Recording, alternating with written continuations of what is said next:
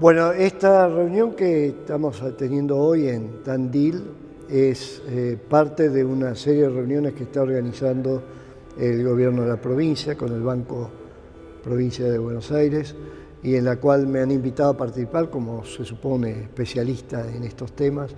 Yo estoy en la Fundación ICBC, en el Instituto de Comercio Internacional, soy su director.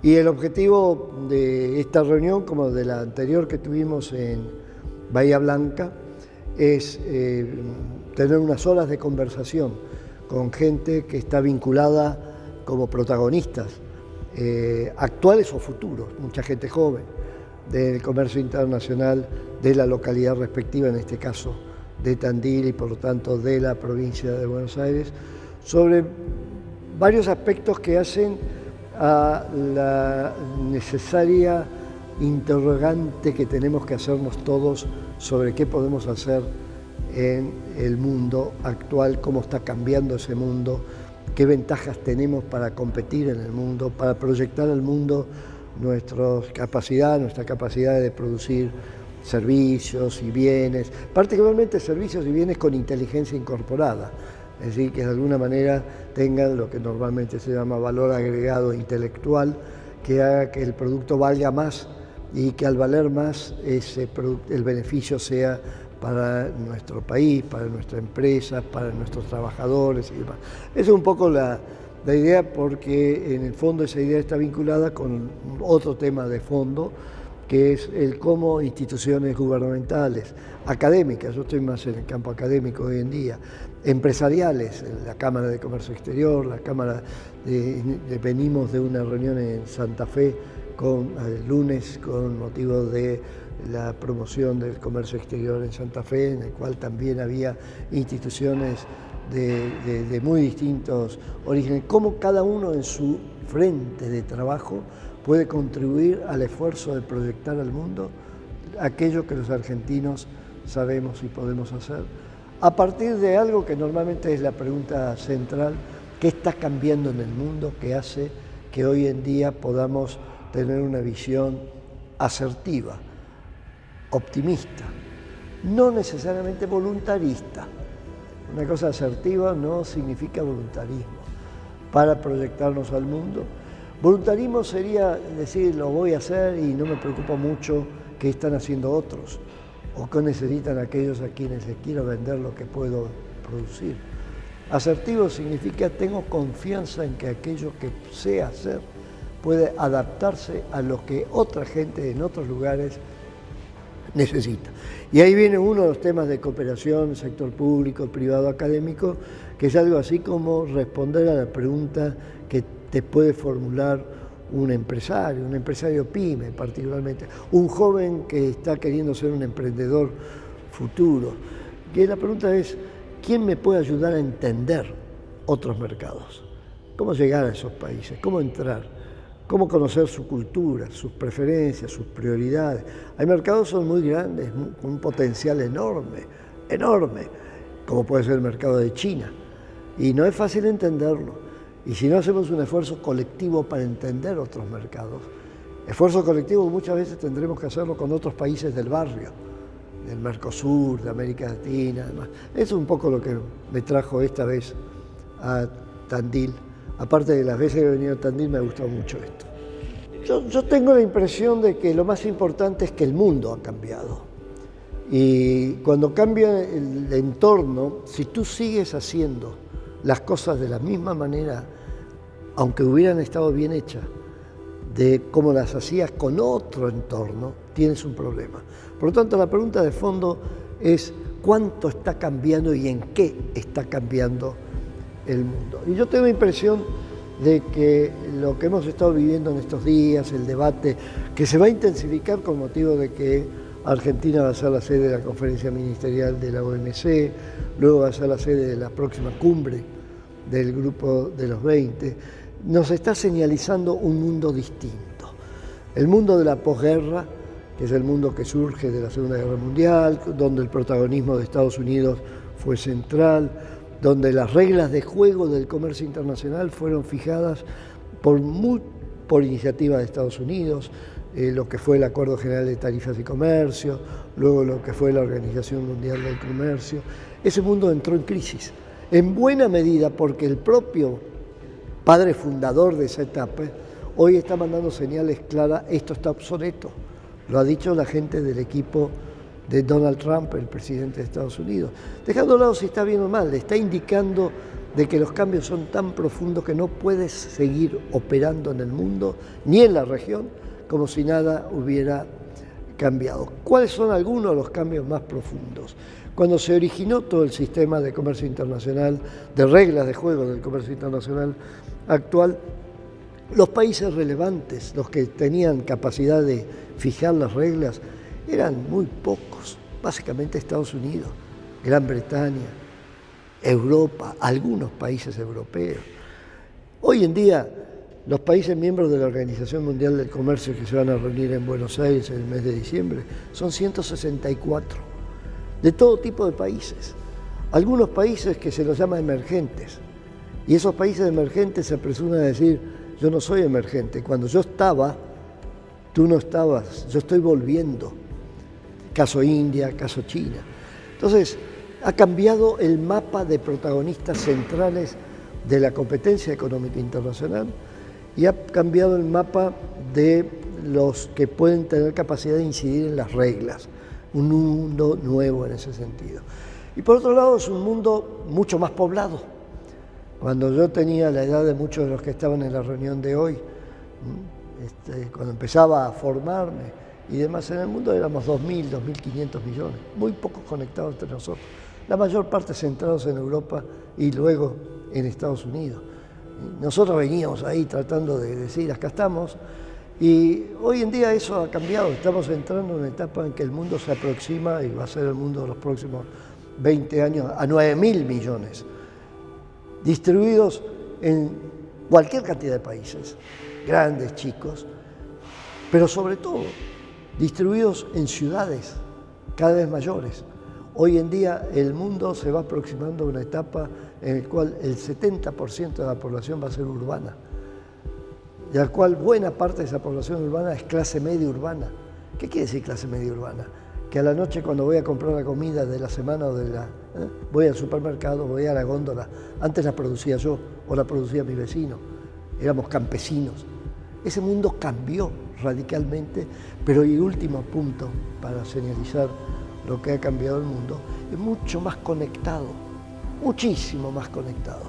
Es decir, no solamente lo que significó en términos de comercio internacional la conexión del transporte, bueno, empezó con el ferrocarril en el siglo XIX y luego en estos últimos 30 años la renovación en transporte aéreo, en transporte marítimo, los contenedores y finalmente algo que lo señalo simplemente, pero cualquiera de las personas jóvenes que está viendo esto es, pero obvio, ¿quién no está hoy conectado? De cualquier manera, ¿conectado con otra persona por teléfono? No, conectado con el mundo, aprieto un botón y me entero ya mismo, si lo tengo bien programado, lo que dice la gente de tal país sobre lo que está pasando en tal país. Estamos mucho más conectados. ¿Podemos en el mundo con estas tres características seguir haciendo las cosas como las hacíamos en el pasado? Yo creo que no. Yo creo que no debemos. Por lo tanto, no solamente que además ha habido cambios de gobierno, no solamente eso, es adaptarnos a una nueva realidad con unas características que es muy importante, que no terminamos de tomar conciencia y que lo simbolizan esas dos reuniones que vamos a tener en Argentina en diciembre de este año y en noviembre del año que viene, que ahora nosotros tenemos posibilidad de ser protagonistas, porque hay que redefinir las reglas de juego. Hay que renegociar muchas cosas. ¿Solo nosotros, Argentina? No. Trabajamos como países latinoamericanos, fortaleciendo la capacidad de los países latinoamericanos de trabajar juntos. Yo tengo la impresión de que en relación a esas dos reuniones que he señalizado y que son muy importantes, que tenemos que tomar conciencia de que la conferencia ministerial que se reúne cada 2 años, la última fue en Nairobi y antes fue en Bali, ministerial de la OMC, donde van a venir 70, 80 ministros, cientos de periodistas y demás, es algo que te da presencia como mínimo en los diarios de todo el mundo, por lo menos por algunos cuantos días. Pero sobre todo es en un momento en que el principal país competidor en términos de mercados y demás, que es Estados Unidos, está diciendo abiertamente, no es ningún secreto, no estoy de acuerdo con las reglas hay que cambiarlas. Entonces tenemos que sentarnos a conversar todos, y es ahí donde el dueño de casa en una reunión de ese tipo, Argentina en este caso, y luego tenemos la cumbre del G20, el último cumbre del G20 lo tuvo Alemania, antes lo tuvo China. De alguna manera tenemos la posibilidad de demostrar, no somos un país grande, tampoco somos un país que se puede ignorar completamente, pero somos un país que tenemos que demostrar, tenemos capacidad para ser puente entre distintos países. Lo señalaba la anterior ministra de Relaciones Exteriores, Susana Malcorra, que va a presidir la reunión ministerial de la OMC. Argentina tiene una gran oportunidad de demostrar que podemos ayudar a formar consenso. Como no somos precisamente muy grandes, no podemos manejar el mundo como queremos, quizás sea una buena noticia para el mundo, pero no podemos hacer lo que queremos. Pero como mínimo, estas dos reuniones te dan la posibilidad de demostrar que tenés capacidad de facilitar la creación de consensos, que es lo que se necesita. Acá nadie puede imponer su voluntad, ni siquiera Estados Unidos. Acá es necesario que todo el mundo negocie. ¿Cuánto tenemos que negociar? Y va a llevar mucho tiempo. Hay que redefinir muchas cosas. Probablemente tenemos que acostumbrarnos a negociar las 72 horas del día. Y ahí es donde tenemos un desafío muy grande, que creo que tenemos una ventaja competitiva para eso. No porque hayamos demostrado en el pasado que tenemos gran capacidad de articular intereses, no, tranquilo. Pero sí tenemos una extraordinaria capacidad de mezclar. Nuestro país es un país, y por eso a veces somos tan caóticos, ¿no? Hemos mezclado gente de todo tipo, de todos los orígenes, y seguimos mezclando. De pueblos aborígenes a inmigrantes de otras regiones. Si tomamos el Mercosur como tal, Brasil aporta una cosa muy valiosa, que es la población de origen africano. Y de alguna manera, cuando tú tienes esas características, empiezas a darte cuenta de que el mundo está reproducido en tu forma de relacionarte con tu propia gente. Es decir, tenemos gente de todos los orígenes. Y eso es algo positivo. Yo diría que si logramos demostrar eso, va a entusiasmar a mucha gente. Vamos a trabajar desde Argentina, porque ahí podemos llegar a todo el mundo. A ver, la buena noticia cuando uno dice tenemos que redefinir todo a partir de cero de vuelta, es de que no es tanto lo acumulado lo que importa, sino aquello en que has demostrado tener capacidad. Obvio que capacidad para producir alimentos la hemos demostrado. Tenemos que demostrar ahora que tenemos capacidad para producir alimentos diferenciados, con marca propia. Pongo un ejemplo que hace a la región en la que estamos en este momento. La producción de miel.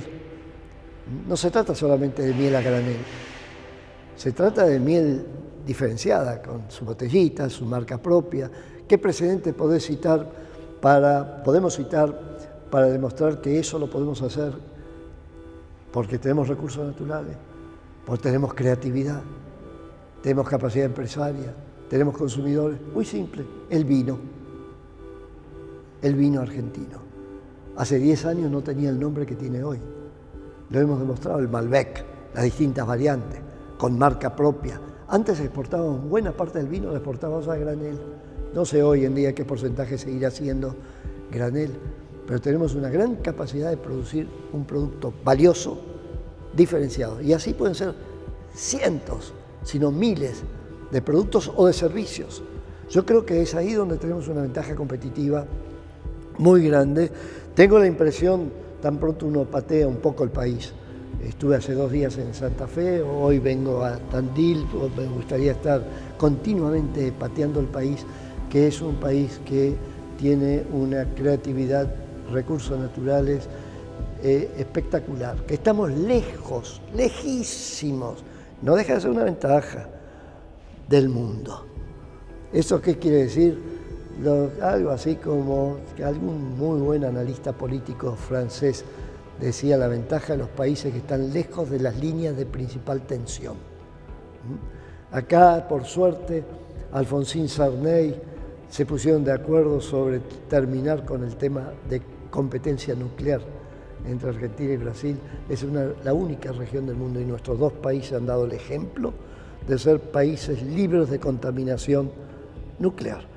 Y ustedes habrán leído, yo he leído, todos hemos leído los diarios de los últimos días sobre algunas pequeñeces que están ocurriendo en algunos lugares claves del mundo con misiles que pueden llevar cabezas nucleares y que ponen muy nervioso a la gente. Nosotros estamos lejos de ese mundo, lejísimos de ese mundo, pero al mismo tiempo tenemos una gran creatividad, y creo que eso lo notamos en toda la...